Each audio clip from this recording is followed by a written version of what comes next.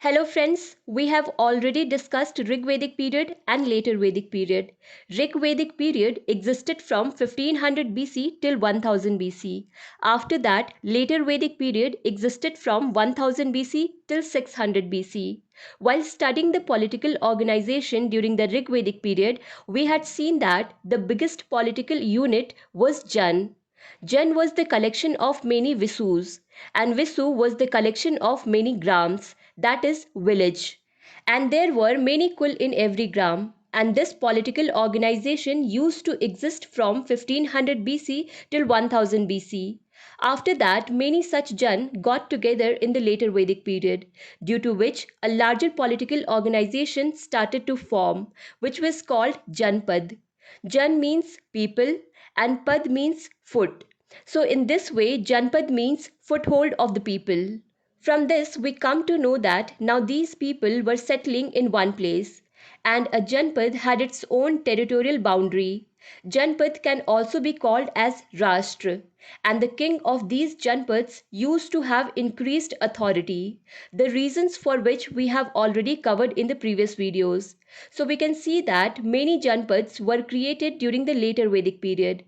In such a situation, there used to be a lot of fights among these Janpads, and it is obvious that at the end of these fights, someone was defeated and someone was victorious. In such a situation, the king who lost had to pay tribute to the winning king.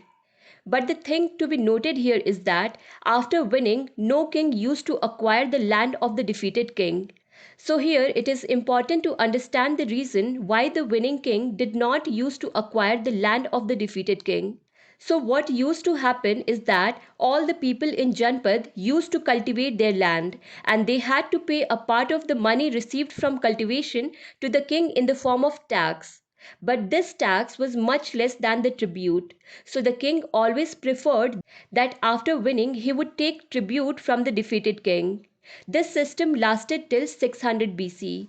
But in the beginning of 6th century BC, technological advancements in iron technology were growing so fast that now the use of iron tools started increasing rapidly. New advanced tools were also made in the field of agriculture as well, and the benefit of this was that now more crops could be grown with less efforts, due to which the king was now getting more tax. And because this tax was a regular payment, so now instead of taking the tribute, it was considered a better deal to take this regular tax. That's why the winning king now used to make Janpad of the defeated king a part of his territory. In this way, many kings acquired more than one Janpad under their control. And in this way, a Mahajanpad was formed by combining many Janpads. It is said that 16 such Mahajanpads used to exist in the time of Buddha, and this thing is written in Angutar Nikaya of Sut Pitak. So let's see which were these 16 Mahajanpads.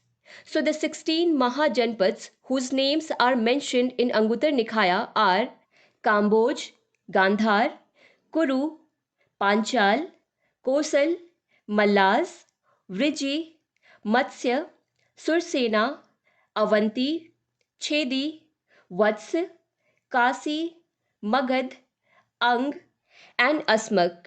Initially, Kasi Mahajanpad was the most powerful Mahajanpad. Its capital was in Varanasi, and Kasi itself had great economic importance as it was emerging as a textile manufacturing center. It is said that the robes of Buddha, that is the clothes he used to wear of orange brown color, which are also called kash, those robes were manufactured in Kasi only. After that comes the Kaushal Mahajanpad. Kaushal was surrounded by rivers in three directions: Gomati in west, Syandika, also called Sai, in south, Gandak river in east, and it was extended till Nepal hills in north side. Its capital Ayodhya was on the banks of river Saryu, and this is the same area where Uttar Pradesh is today. Now talking about Ang Mahajanpad. River Champa separates Ang and Magad, and that is why its capital is also called Champa, because it was on the banks of Champa river only. Ang Mahajanpad was known for its wealth and commerce, and this is the area of today's Munger and Bhagalpur of Bihar. Now let's talk about Magad, which is in that area where in today's date Patna and Gaya district of Bihar exist. It had river Ganga in the north, river Son in the west, and river Champa in the east. And its capital was Rajgir, which was considered impregnable, means it could not be penetrated by the enemy because it was surrounded by 5 hills, and hence it is also called Grihraj. Next is Briji, which is to the north of river Ganga, and above that its territory used to extend up to the Nepal hills. To its west was river Gandak, which separates it from the Malaz Mahajanpad.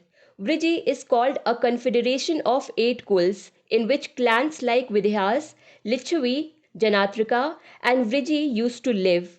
Initially, there was a rule of monarchy, but the rule of monarchy declined, and ultimately, during the time of Mahavir and Gautam Buddha, a non monarchical state was established here.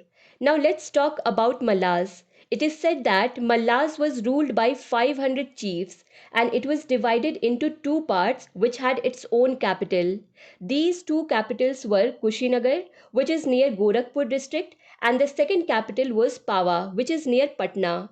In the beginning, Mallas also had a monarchical constitution, like Vidhas, but later it was replaced by a republican polity. So the thing to see here is that out of 16 Mahajanpads, Mallas and Vriji were 2 such Mahajanpads where there was no monarchical rule. Now let's talk about Chedi. Its capital was Shuktimati, and it used to be in today's eastern Bundelkhand part.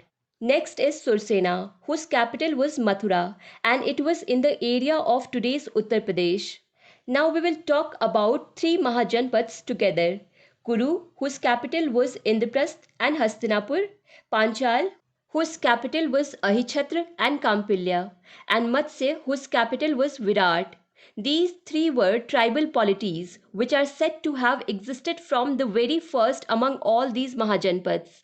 Kurus used to live in Delhi Meerut region, and Matsya used to live in Jaipur, Bharatpur, and Alwar region of Rajasthan.